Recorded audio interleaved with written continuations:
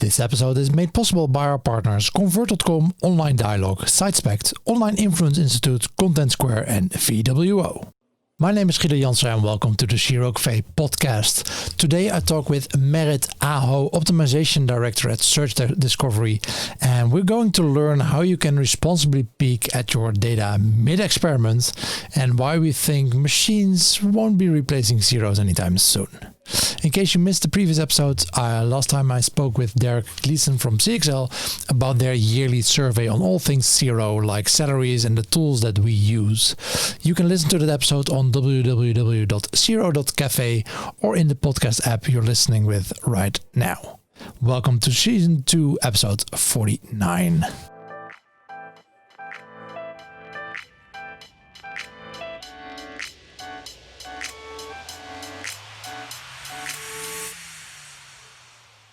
So Merit, thank you so much for joining the Youre podcast. And first, of course, we'd like to know a bit more about you. So could you enlighten us to start with, why are you still working at Youre? Yeah, and that's the key word there is still, right? Because it's been about 10 years for me. I think I go back to when I got into CRO, and I stumbled my way into it actually when I was in college doing a graduate degree. But what I immediately loved about it was the breadth of demand of skills that went into CRO, right? Like there's the analysis part of things, there's the technical part of things and the coding, there's the statistics part of things, there's the creativity part of things, right? And what you're presenting to people and how you're solving problems. And there's the visual and design part of things. And then all of that gets the method by which that happens is you have to be good at project management and sort of business skills. And not only is all of that relevant to CRO, but it rewards you if you're good at, have some breadth in all of those things. So I've always been a little bit of a jack of all trades. I don't have formal training in any of those things, but I have a lot of interest in all of them. That's interesting about many people calling themselves CRO specialists, right? It should be CRO generalist. Pretty much. I'd make a terrible statistician, a terrible developer, a terrible designer, and probably a terrible general business person. But you put all those things together, and I'm just dangerous enough in all of them to, I think, be decent at my job. Yeah. And you're still working in it. So do you expect in 10 years we will have the same conversation? You're still working in CRO. Do you think things have changed? Not necessarily for you personally, but in the field, what CRO means? I don't know. I think they may kick me out by then. I mean, what I just said about what makes the field really interesting to me and like the diversity of skills and challenges, those challenges continue. But I honestly think it'd be hard for someone to follow that pathway today and be sort of a generalist. I think as experimentation becomes a bigger part of the DNA of organizations, that it will require more specialization, right? Because more people will have like the general knowledge of how to do things, and you'll just need people who are really good at one particular thing. That's kind of if I look into the future, that's what I'm seeing. Yeah, exactly. And to give people some context, you're optimization director at Search Discovery. What do you do? That's a great question. I wish I could say. What do you say at parties when people ask you what you do? When you have a family reunion, what do you do, Merit? Yeah, actually, one of my favorite things to ask my family is, "What do you guys think I do for a living?" And I get all sorts of answers from make stuff online, design. People think I design websites. I don't design websites. No, I tell people that I run experiments on people who don't know they're getting experiments run on them on the internet when they visit websites and applications. But on a day-to-day basis, my job is working with clients mainly to set up and operate optimization programs. So that sometimes that involves executing experiments, not nearly as much as I would like, because I think that's the really fun part of the job. A lot of the times it's just working with organizations to figure out how to set up the capability inside their organization. Sometimes it's just troubleshooting or support in some ways, or office hours. But there's a little bit of everything. No 2 days are the same. Yeah. And one of the things you've been working on lately is building an A/B test calculator. Please tell us why we should be using yours and not all the others. You're not the only one with an A/B test calculator. Let's be fair. So why did you feel this urge to build your own? Yeah, I mean, to be honest, I don't care if you use mine or the others. No, you made it to scratch your own itch. I'm pretty darn sure I'm the number one user of my own calculator here. So I can tell you who I built it for. Yeah. No, I've been using calculators that have been free and available online for years, and I rely on them to do my job effectively. And there's some great resources out there, and the list of resources only grows. So I'm not trying to do all and be all to everyone's needs, but I will say, sequential testing, I don't know how deeply you want to get into this, but it was something that I actually just started out wanting to understand at a deeper level, right? To get the statistics a little bit better.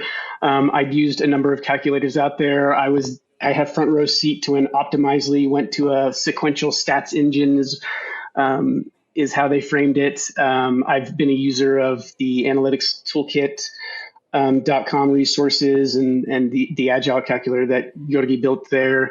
I've used Evan Miller's sequential, simple sequential calculator, but all of those I wanted to understand a little more, and I wanted to kind of be able to self-serve.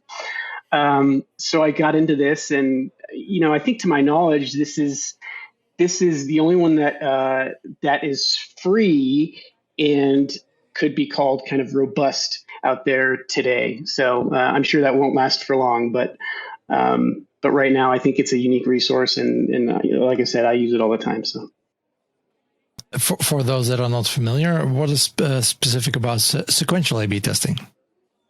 Right. So if you're anything like me, at some point you heard you can't peak on your tests, and that was a revelation to me the first time I heard it, because I was peaking on my tests because the testing tools that I was using, they encouraged us to do it, right? Even today, like some of the biggest testing tools out there are showing you stats that aren't valid because they're showing you they're running the test constantly every time you look at it, and so that's peaking.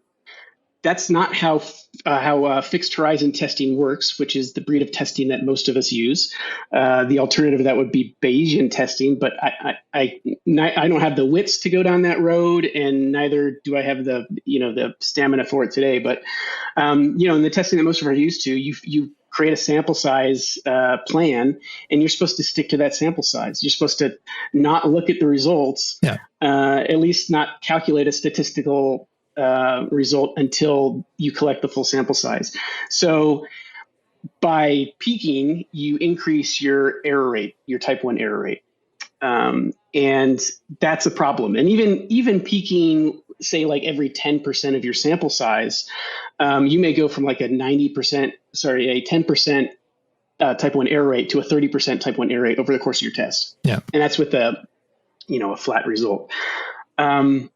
So peaking is bad, and sequential testing basically allows you to peak responsibly.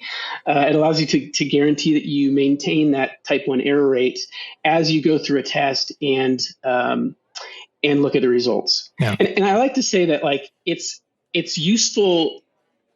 Peaking is useful in the face of extreme results.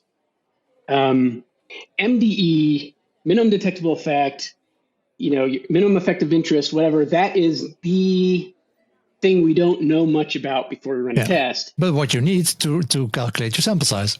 Yes. We've created this whole test design around this thing that we know so little about. Yeah. That there's one thing we learn in testing, it's that we have no freaking clue what the outcome of something is going to be. We don't know if it's going to be good or bad or really good, and the most surprising results are where testing becomes most valuable. So so acknowledging that that's like the hardest thing to predict, and then giving yourself a tool to run an efficient test regardless of what that thing is, what that impact is. That's why sequential testing is really valuable. Yeah. Yeah, I had the exact same or the exact case today actually, where they wanted to test 3 or 4 variants of a promotion on the website. And normally, when you see promotions on the website, their default was okay, you can get this amount of discounts, but only when you order this from this amount. Like you can get 25% discount, but only if you order 50 euros or over 100 euros. And that's the default. And wanted to test, one of the variants was, okay, you get this discount, period, without any requirement of minimum order value. And the local team said, well, this is very risky. We can do the test, but maybe let's do it only at 1% of the number of visitors. Of course, I'm like, okay, but then the test is going to run forever. We don't have the sample size to pull that off. So we need to do it equal split. But then they come with the requirements, say, okay, but then we need to have some stopping measures in place. I mean, we want to run the test for 4 weeks, but after 1 week, we already find out, okay, this is going very extremely in a negative way. We need to be able to stop this. So this is a perfect case for sequential testing, I think. So how would you go about validating this and testing if this is a reason, if it's big enough to stop? I mean, that is exactly one of the key use cases for sequential testing. And I didn't mention this, but like, I mean, let's be clear. I don't mind. Personally, I would just let the test go for 4 weeks and then see what happens. But business teams might think differently. Yeah, and I mean, one thing I see a lot is people checking in on a test early on, right? Like you're a couple to 5% into the sample and you're checking to see if anything catastrophic is happening. Yep. A lot of times I don't see people having like a good framework for saying, okay, what is catastrophic in this case? Yep. Like, is this decline that I'm seeing, is this significant enough to be concerned about? And the other thing you get out of sequential testing is a rubric by which to measure a decline early on, and to determine if that's a statistically significant decline or not, right? Like one of the concepts in at least in my sequential calculator and many others is a futility boundary. Like, should you give up early? And so, so in your case or in many others, right? Like being able to say, okay, we'll plan the test. This is the maximum duration of the test, but we're going to check in on it early on 5% just to see if there's anything really extreme going on in the results.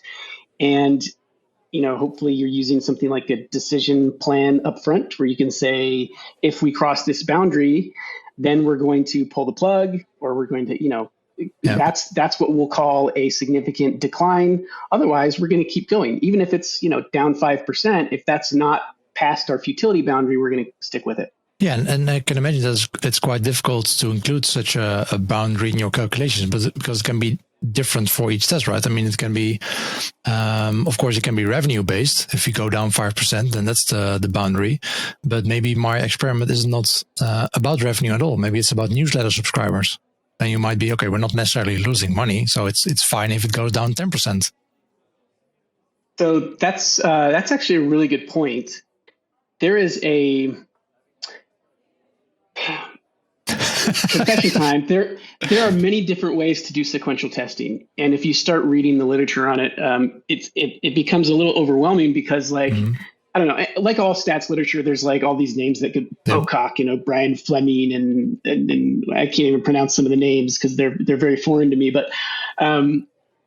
All these people have come up with different methods of approaching sequential testing. Some of them are more conservative than others. And those who are providing calculators have actually made some decisions about how conservative those methods are going to be. I actually hope to, at some point, allow someone to shift those parameters a little bit to take something that's more conservative or less conservative in terms of their approach to the decision boundaries. As of right now, it's kind of fixed. I have been pretty transparent about like how those parameters are set. Those are fairly technical details in the test design, but like it's good for us to know that there are just like when you're designing the test and you're saying, okay, what's my what confidence do I need, and what power do I need, and like what's my MDE? That there are a lot more parameters to your test that you can configure to say this is how aggressive my decision boundary needs to be, and usually it ends up affecting the shape of it. And I realize we're talking about this kind of abstractly. It'd be easier if we were just looking at one of these decision boundaries and could kind of point to it, but yeah, it's kind of like you said. You do need a pretty diverse toolkit to approach these things because the problems are different and your risk levels are going to be different. And so for people to need specifically your sequential test calculator, what kind of data do they need to have as input? There's only one thing you need to prepare that's in excess of what you normally need for just a normal fixed horizon test. And that is you need to plan out the number of check-ins or the number of analyses that you're going to do on the data, right? So I usually plan something that's like, check in like once or twice a week on the data. And usually the reason you're doing a sequential test is because you're looking at a pretty long test horizon, like something like 3, 4, 5, 6 weeks or whatever. And so sequential tests can help you get to an answer more efficiently. But yeah, so other than that, it's your alpha, which is 1 minus your confidence level. It's your beta, which is 1 minus your power, or vice versa, however you want to look at those. It's your base conversion rate, the base rate that you're building off of, or your mean if it's a continuous metric. By the way, my calculator does not yet support continuous metrics. So like that's revenue right now. Yep, like revenue. Yep. We'll get to it eventually. But yeah, base rate, you need the minimum detectable effect or minimum effective interest or effect size or however you want to title that one. And your tails.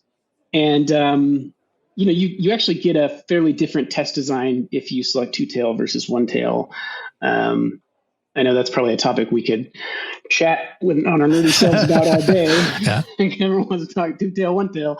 But yeah, normally I go 1 tail. If it's 2 tail, the boundaries look a little bit different. But beyond that, there are some optional inputs, right? Like we have support to put in your current traffic size for your test area, like how much traffic you get in a week, a month, or whatever. And then you can kind of estimate how many days it's going to take you. Just it's just a utility function. It's not necessary, but it's helpful. Yeah. And is it possible? So can you explain to us why does it matter how often I peak? I mean, my test is going to run for 4 weeks. How often I peak is not going to change the results. So why does it matter for the calculations for the calculator that I predetermine how often I peak? So I will tell you right now, I'm going to fail at explaining this easily. This is one of those things that, like, if you don't get it, it's really hard to understand in abstract. And then once you get it, you instantaneously lose the ability to communicate that effectively to someone who doesn't.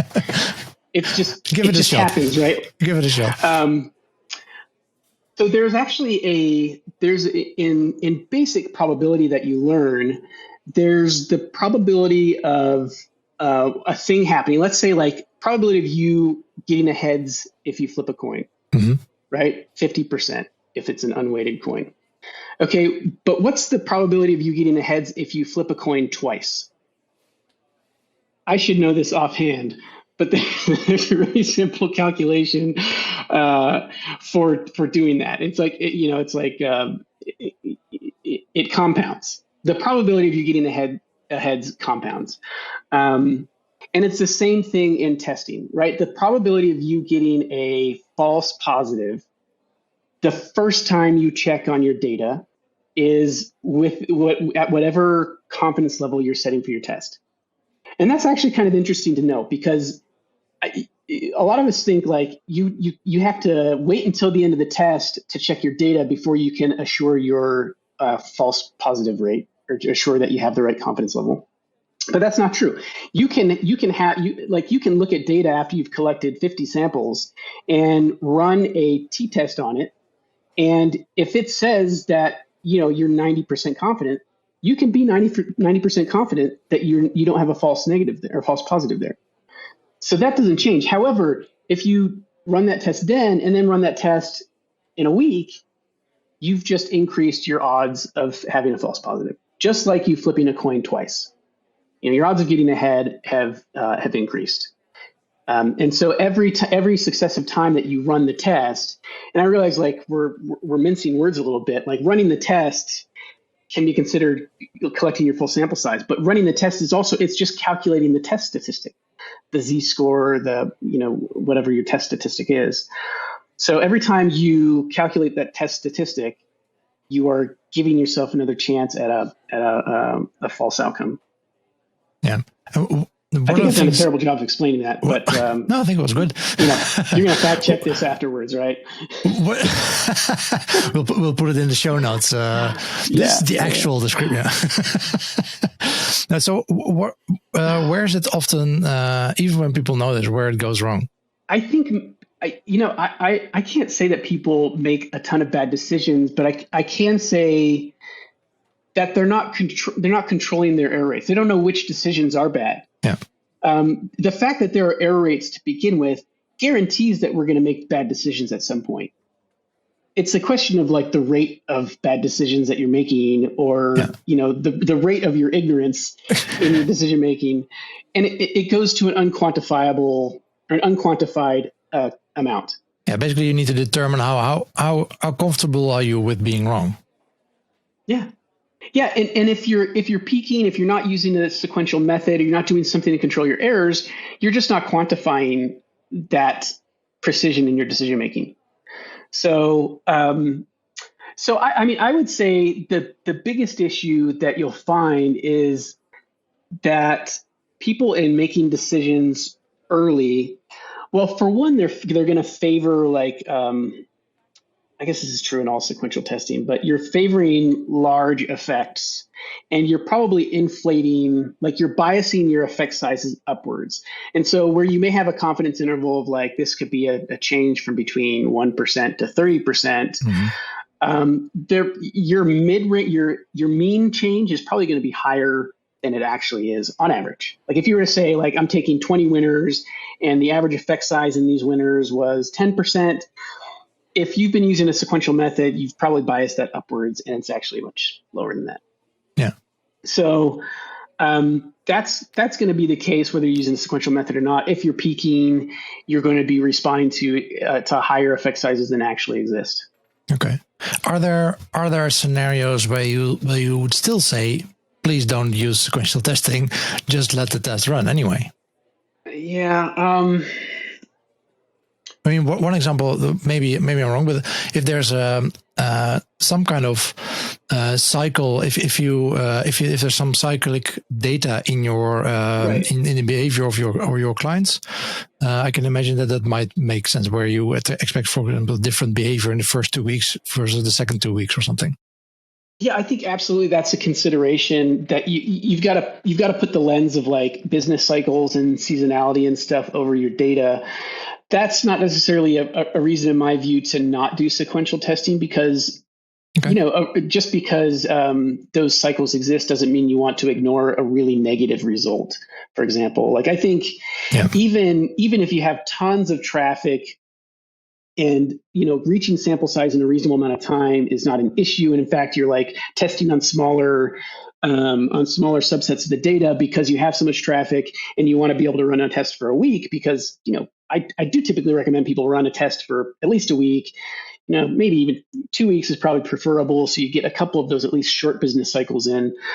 But you still want to make, things can tank and do really, really poorly. And that can be evident early on. And so having the statistical calculation that you can make early on in the test is still valuable. But you're right. Like if you haven't run a test for a week, you should think twice about ending the test early on a negative result, because you may not have seen a good cross section of your users. You're never going to have a sample of future users, right? Like every time we sample users, we're assuming that it represents all users today and all users tomorrow. But you do want to make an effort, and that's why we'll try to run through a business cycle or two to try to get a more representative sample. So yeah. And well, you already mentioned that we can discuss for hours in the comments on one-tailed versus two-tailed. And then, of course, we have maybe the even bigger frequentist versus Bayesian. This only works for frequentist? No, doesn't only work. In fact, so I use an R package to make the application work, the sequential calculator work, and that R package actually supports Bayesian testing. We're gonna hit real fast like the limits of my expertise with statistics because I have a couple books on Bayesian stats, and as hard as it is to read a stats book to begin with. No, yeah, I didn't want to go into Bayesian versus frequentist. I just want to know, is sequential testing purely something that's limited to people doing frequentist experiments, or can we both benefit? Yeah, no, I mean, they do apply to Bayesian stats, and there is support, again, in the R package that I use for it. I don't grok it as well. And I also know that, there's a lot of hard feelings is maybe the wrong answer, but there's a lot of criticism about Bayesian stats in the way they present the statistics and the way they sort of make known the assumptions that are going into those stats. Yeah. And so people will say that Bayesian stats are immune to peaking, and that's maybe glossing over some of the details a little bit, right? It's not completely true. You still do need to worry about type 1 error rates. Bayesian statisticians will say, like, or people who are pro Bayesian, they'll say like the probability, the test stat is valid all the time. Like it's always, whereas in frequentist stats, that p-value does not always tell the truth. Yeah. They'll say that the stat you get from Bayesian is always true, is always right. And again, I think that glosses over some of the detail and the assumptions that are being made in Bayesian stats. So yeah, to me, it feels like sequential testing is a good mix between wanted to be the more rigorous method, which is frequentist in my view. The more rigorous method, also something I grew up with. This is what we use mainly at universities when we ran experiments. But also you wanted to make the whole process to make business sense, right? We're not applying this to just do science and figure out exactly what's happening. You also want to make business decisions here. And this is a good way to at least capture those moments where things can go wrong quickly if you're not careful, and then you're actually losing a lot of money. Yeah, I'm with you on that, and it's funny to say like sequential testing is kind of a way to get some of those the benefits that people tout from Bayesian testing, but to do it in like the language and the format that you're used to. It's like the stats you grew up with, the frequentist stats. It's the stats you learned in college, right? And that's a funny way to look at why people do it. Maybe there's just a bunch of inertia behind it. But I think I'm with you on that. And I certainly take some cues from the medical and the research communities that seem to overwhelmingly favor frequentist stats. Yeah. So what would you say, well, stepping back a bit, you said you've been doing this for over 10 years now. What are there any insights you think you've gathered in those 10 years that other people, maybe in CRO or in e-commerce in general, haven't picked up on yet? I'm a little bit cynical, I guess.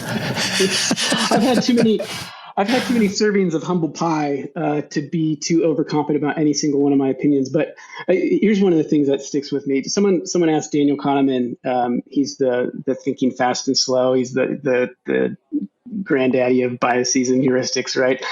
Someone asked him once if understanding the biases that he did, the follies in human thinking, if that made him more resilient to those biases, and he said, no, not really. Yeah. And I think that's true of us in the CRO community, right? Like we tend to look for ways to exploits maybe too loaded of a term, but we look for ways to speak to some of those biases and to work within the system of human psychology. And you would think that we'd be really good at sort of understanding how our own thinking is flawed. And I think we're not. And I think that manifests itself in myriad ways in the way we approach our work. But one of those is sometimes we see what we make emotional decisions. We live in a world of data, and we use that data like a security blanket, right? Like it makes us feel good about the decisions we're making. But I think there's a propensity for us to make emotional decisions still, and to use the data as a weapon to rationalize those emotional decisions. And I've seen it in my own work. I've seen it in other people's work, where you take these hard numbers and these stats, and you just put enough spin on it, enough of a personal interpretation on it. I mean, that's where a lot of like p hacking comes from. And even if you like build up more and more sophisticated stats methods to make your conclusion seem more bulletproof, like opinion still seeps in.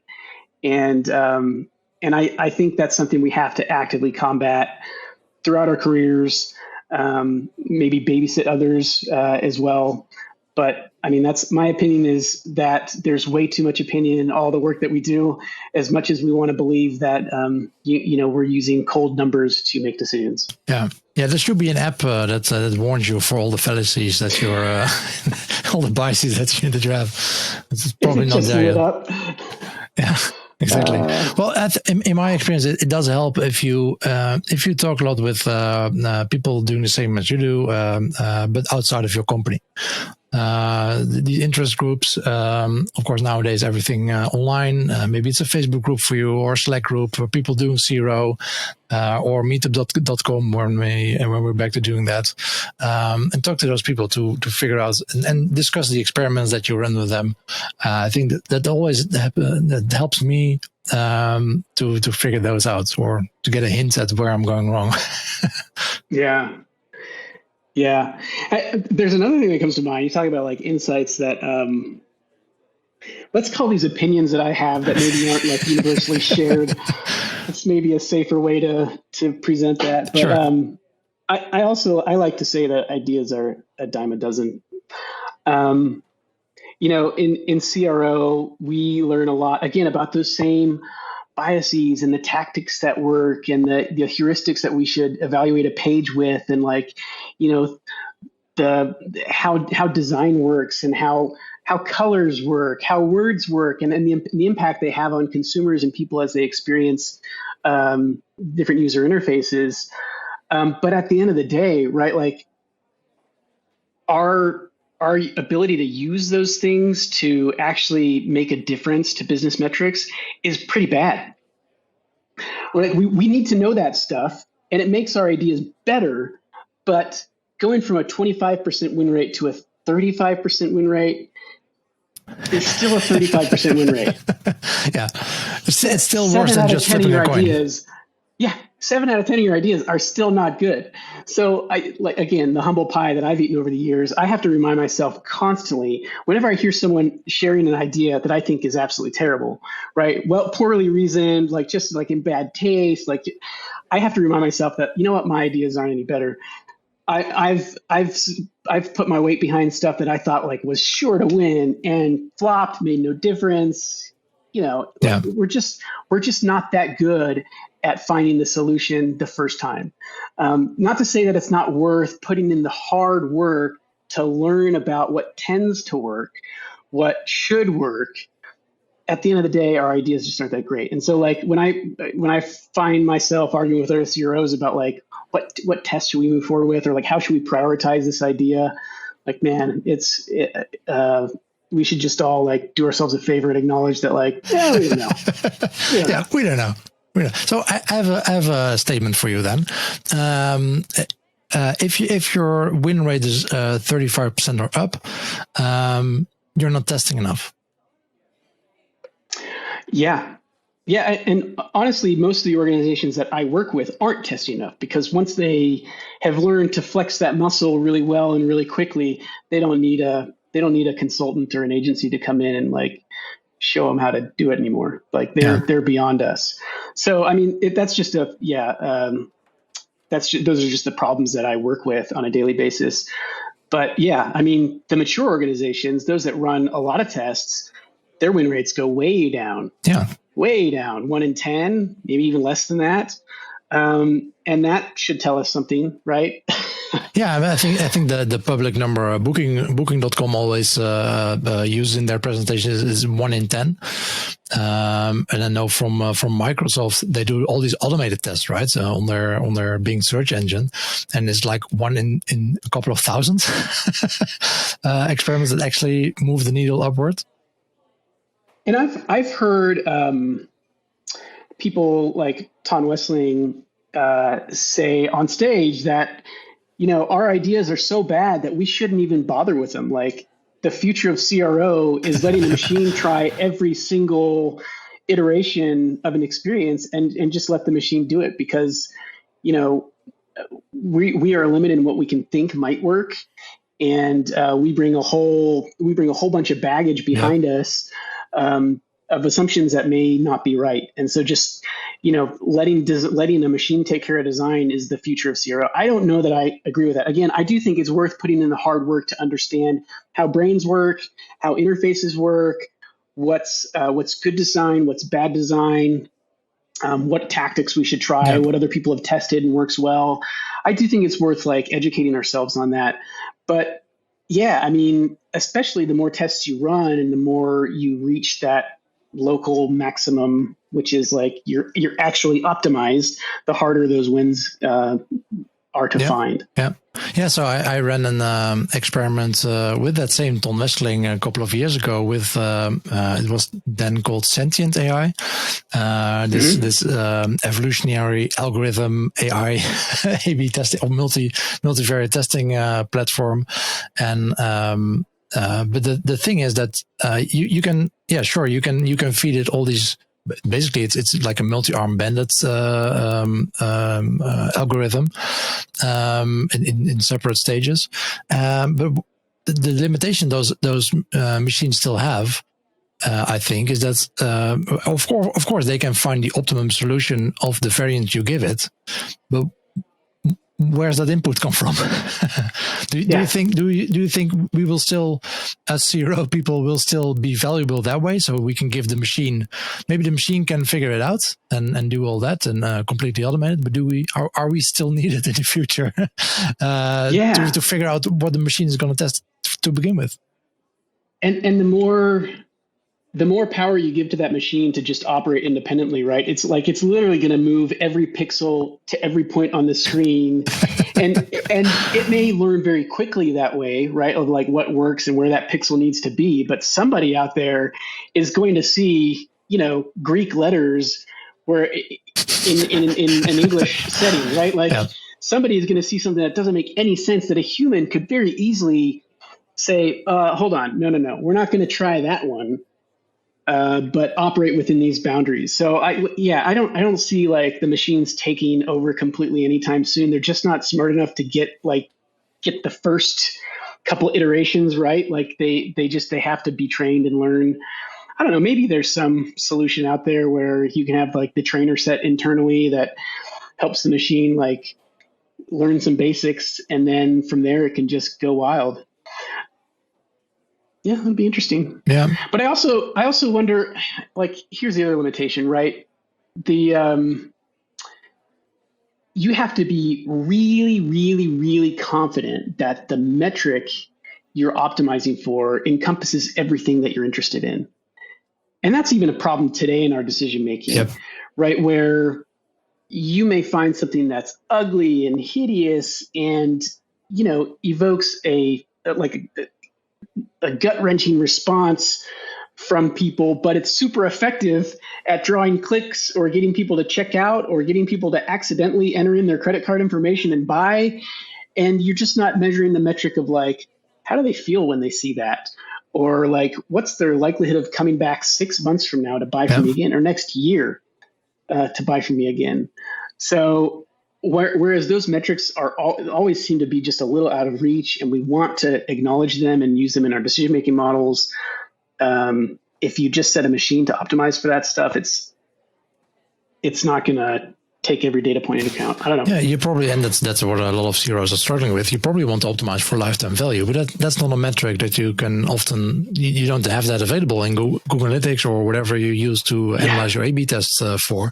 So you have to settle for proxies like conversion rate or average order value or revenue per visitor or whatever you're doing it with. But it's very short term what we're optimizing for right now. Yeah. Or what if you're like what if you're a luxury brand, right? And like just you only have 5 clients. And like and the feeling of it, the feeling of what you're presenting is like every bit as important as the action that the user takes, right? Like you have to prioritize how people experience your brand. And if you just run a test on conversion rate, like that's not what you're necessarily optimizing for. Yeah, and so if you're listening to this is basically the survival instinct of 2 people working in CRO, trying to figure out how our job can still exist in 10 years. We're desperately looking for ways to figure out, okay, this is not going to happen. This is machines can never replace arguments and discussions. I mean, how many of us have tried to dictate something to our phone, and like, I don't know about you, but like for me, there are certain words that every time I say the word COME, come on over here, it'll say cone. It'll write down cone. Even when I'm typing it in, cone, every single time. Now, every time I see that, I'm like, yeah, no, the machines aren't coming for us anytime soon. We're good. We're fine. I have that on my main frustration that pops up right now is that I think it's mainly LinkedIn. When I try to reply to someone on a message that they sent, I think it's even like the public post, and I try to mention them, and then there's all this big list of people that have the same starting letter, but it's not the person that wrote this post. I'm like, that should be the most obvious one, right? Why is that not there? We're safe. So no, we're all safe. The next 10 years, we're good. Yeah, very good. So back to your calculator. You just released version 2. What's going to happen in the next 12 months? Is there going to be a version 3? Is there already a roadmap? I do have sort of a backlog of ideas and features and stuff that I'd like to work in. I'm really excited about some of the things that came out in V2, some stuff to geek out about. But yeah, next 12 months, I do want to put in support for continuous metrics. It's not that hard. It's just one of those things that just takes the time to do it and kind of reframe everything, and then working that into the user interface. Honestly, for me though, I didn't set out to like build this tool set. I kind of set out to just understand things better, and it took me to, well, I need a tool to be able to do what I want here. Scratching your own itch, but that's a great way to start, right? Yeah, and I think there are a number of other tools that could be valuable in our space. I mean, one of the things that I've learned is that simulating data it can actually improve your decision making. If you can see the way scenarios play out, you kind of see the impact and the weight of what you're doing. I think back to in fact, simulation was one of the ways that I got into this in the first place. Is I wanted to know what happened when people peaked. I wanted to know what the actual impact of peaking was. Yeah. And the only way I could figure out how to do that was to like simulate a bunch of data and look at different scenarios and like what happened if someone peaked after like 50% of the sample versus after 10% of the sample. I'm like, I actually thought there maybe was like, this is how dumb I am. I thought there was maybe some way that like you could have like a rule of thumb on how to peak without messing up your stats. And that's not the case. Don't do it. But Yeah, I mean, I think there's some tools and stuff that we could add into different calculators that would give people an ability to simulate data and see how those things play out. I also, from a personal perspective, next 12 months, I do want to get through those Bayesian books. I've read so many articles and I don't know, I'm just thick skulled with this stuff, but I want to be able to give you a clearer answer on how you use sequential testing Bayesian stats next year. So yeah, good. So to continue on that, any other things you're reading or what we tip for our listeners to develop themselves in this area? A couple of things. The number of bloggers and content creators out there has just blossomed in the past 5 years in terms of experimentation. If you go on Medium, and even if you only do a free subscription, the amount of A/B testing content on Medium is huge. I get a weekly digest, and there's new articles every week from people that I've never heard of. A lot of more common experimentation blogs are on there. Netflix does their stuff on Medium. So I'd say go subscribe to a couple topics of interest on Medium and see what comes out on a weekly or daily digest. The other thing that I think is really astonishingly good, Alex Burkett over the past year has been building up some of the content on his personal blog, alexburkett.com. And his stuff is really good. It's really thorough and well thought out. And he comes at it from someone who has learned in the trenches. So his blog is a great place for someone to actually get started today in understanding A/B testing, because it really spans the breadth. It's comprehensive. Yes, and what does he do? He's a CRO specialist, right? What is he doing today? I think he's doing his own.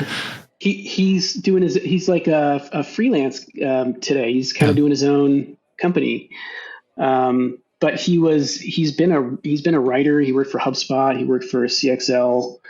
I think he did a bunch of content for CXL, and then he's just he's been putting out great stuff. Speaking of people, who should we invite for another podcast episode? Have you spoken to Matt Gershoff? Not yet. Okay, you need to get Gershoff. Don't tell him I told you that.